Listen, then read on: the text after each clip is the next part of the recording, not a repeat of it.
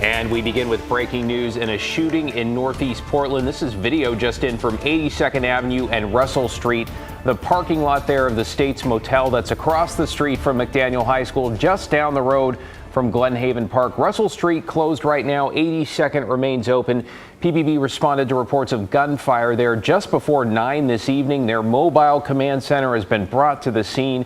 No word if anybody's been injured or if the suspected shooter or shooters have been arrested, but we'll update you here and at KGW.com as we learn more. And thanks for joining us tonight. I'm David Molko. And I'm Laurel Porter. Our other top story tonight, the man who served as Beaverton's mayor for 11 years has pleaded guilty to child pornography charges. Our Catherine Cook has a look at the deal Denny Doyle and his lawyer made for a lighter sentence. Change of plea. In federal court Tuesday morning, former Beaverton Mayor Denny Doyle pleaded guilty to one count of possession of child pornography. Back in March, when the U.S. Attorney's Office for the District of Oregon first charged him, Doyle pleaded not guilty. He's accused of possessing explicit digital images of children under 12 in 2014 and 2015. That was during his time as mayor. Because we're really trying to develop a way to get people stable, fixed housing. Doyle, who's 74, faces a maximum of 20 years in federal prison and up to a $250,000 fine. He must also register as a sex offender. But the Oregonian reports, as part of Tuesday's plea agreement, the U.S. Attorney's Office said it would recommend a sentence of 1 year and 1 day. In court, Doyle told the judge he's in counseling. As he left the courthouse, Doyle told the Oregonian, quote, "You know, we make mistakes." FBI Portland's Child Exploitation Task Force investigated the case. In March, KGW spoke with Portland's FBI special agent in charge. He couldn't comment on Doyle's case, but noted the growing problem of child exploitation and sex trafficking. Is this stuff more common in the community than we know, like the average Joe knows? I'll say this, it's scary as to how much we see on a regular basis. It really is. And I say that as a dad. It scares me to see that much. Doyle will be sentenced in January.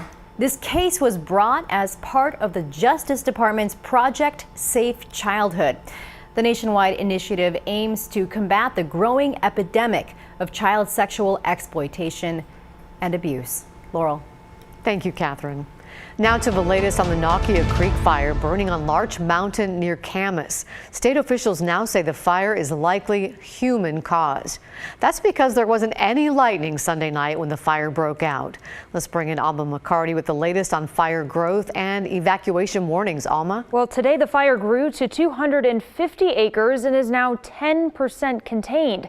As for evacuation warnings, emergency management sent them to 110 homes.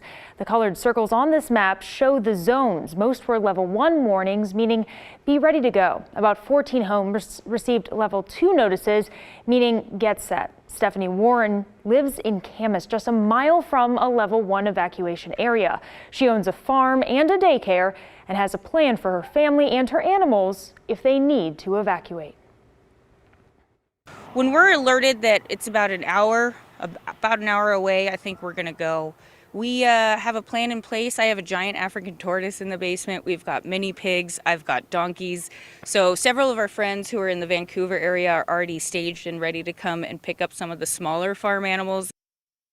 Nearly 100 people are fighting the fire, including multiple engine companies and 3 helicopters. Those air resources are extremely important given that the fire is burning on extremely steep ground in a very remote rural area. Again, the Washington Department of Natural Resources believes the Nakia Creek fire was human-caused. Officials are continuing to investigate exactly how it started. Laurel? And what we really need is some rain. Thank you, Alma. That's the question a lot of folks are asking. When will we see rain? Let's bring in Chief Meteorologist Matt Safino. Matt, what's the outlook for rain and the potential for smoke from the fire? Yeah, Laurel, you know, Northwesterners, we love our sunshine in the summertime, but people are starting to get a little bit antsy about the lack of rain, and it's not coming anytime soon. This is the long-range model. This is dry weather, warm air, blocking all the storms, which are going up and around and then down into the Great Lakes. So they're not coming anywhere near us. And this is Saturday, okay? So upcoming Saturday. But look, as we go to next week, we still have high pressure over us as we go into the middle of next week. It's not till the end of next week, potentially the following weekend. This is Friday, October 21st. First signs that we may see a pattern shift that would allow storms to finally bust on in here and bring us some rain. So we're going to have to be patient, likely for about another 10 days before we get into any meaningful rainfall. Okay, we've got an air quality warning over the metro area because of the potential for smoke tomorrow and then potential for smoke from the Cedar Creek fire down by Eugene, right? But look at the wind forecast, all out of the east tomorrow, basically. So that fire, the Nakia Creek fire over in Clark County, well, look at the smoke plume forecast on this. It takes it right over the Portland area. Here it comes. It's actually really diminished from what it was showing us earlier, which I think is a better representation. But still, we'll likely get a bit of haze from that during the day tomorrow. Otherwise, it won't be too bad. Okay, cooler nights and warmer days. Plus, I've got an amazing video of a major rock slide up on Mount Hood today. We'll show that to you a little later. Back to you. All right, thank you, Matt.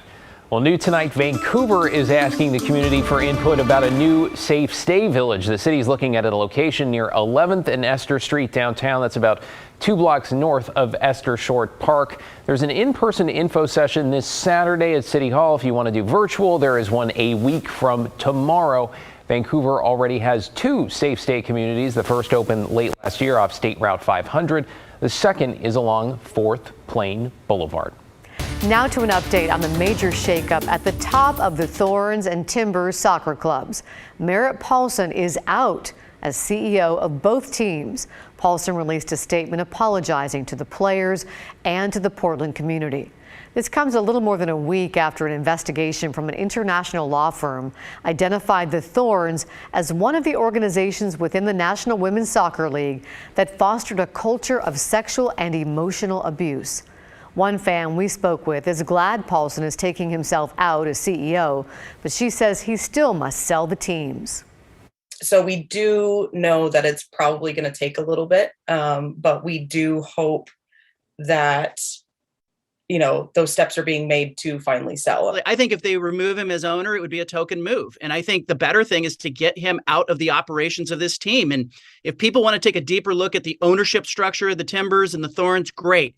But saying simply that he must sell the team, what does that mean? They create a new LLC and, somebody else is in charge of it? That was sports columnist and radio show host John Canzano. He does not think Merritt Paulson needs to sell the team.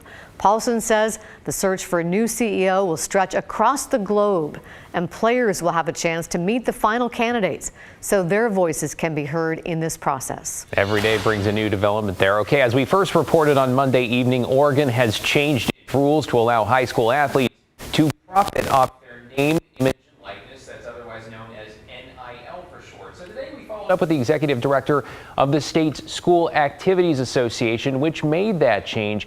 And Peter Weber pointed out the changes come with new NIL rules and restrictions. For example, a student's compensation cannot be dependent on their athletic performance, like winning a certain game. Another rule, students cannot wear school logos or apparel during NIL activities. There are also restrictions on what products students can promote. So we do have language in there that talks about activities, services, or products that are not allowed to be promoted. Things like adult entertainment, alcohol, cannabis, controlled substances, gambling, weapons, those types of things are all listed again. All right, giving high school students these types of privileges. This is really a growing trend nationwide. On Monday, Nike signed deals with 3 high school basketball players. They include 18-year-old Bronny James, the son, of course, of superstar LeBron James.